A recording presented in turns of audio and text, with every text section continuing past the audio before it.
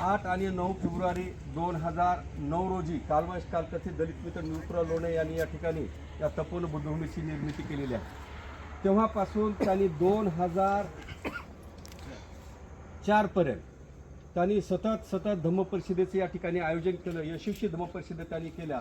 वेगवेगळ्या देशातून राज्यातून भिक्खू संघांना बोलावून या ठिकाणी या धम्मक्रोशीतील सर्व उपासक उपासिकांना सर्व मानव कल्याण कसे या ठिकाणी सुखाने राहतील, आनंद कसा मिळेल यासाठी त्यांनी प्रयत्न केलेला आहे. त्यांनी त्याचबरोबर दरवर्षी आपल्या या सर्व उपासकांकडून सुद्धा या ठिकाणी आपण भरगच्च आपण या ठिकाणी कार्यक्रमाला येऊन उपस्थिती दर्शवत असता. आता त्यांनी 1 दशक काम पूर्ण केलेलं आहे. 1 दशकानंतर त्यांचे सुपुत्र संजय निवृत्तराव लोणे यांनी सुद्धा 11 वर्ष त्यांनी या ठिकाणी यशस्वीपणे धम्म प्रचार आणि प्रसार करण्याचं काम त्यांनी प्रामाणिकपणे केलेलं आहे. काम करत असताना या ठिकाणी अडचणी येत असतात. अडचणींना तोंड द्यावे लागते.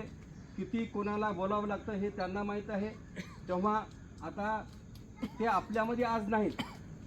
भगवान बुद्धाचा अनित्यवाद आहे. कारण येणारा मानव, येणारा सजीव एक ना एक दृष्ट्या त्या ठिकाणी जाणार आहे. हे सत्य आहे, त्रिकालबाद सत्य आहे.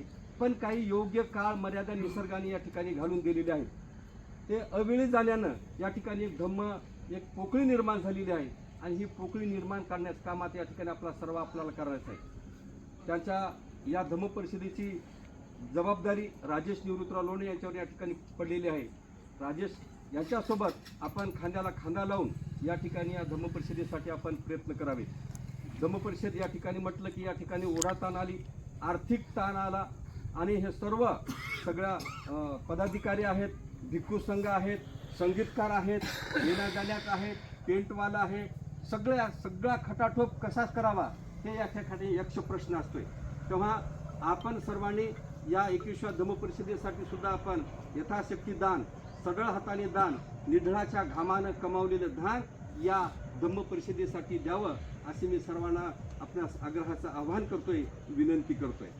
आता मी या थोडीशी माहिती सांगितलेली आहे. मी जास्त वेळ सांगणार नाही, कारण भंतेजी सुद्धा बोलणार आहेत.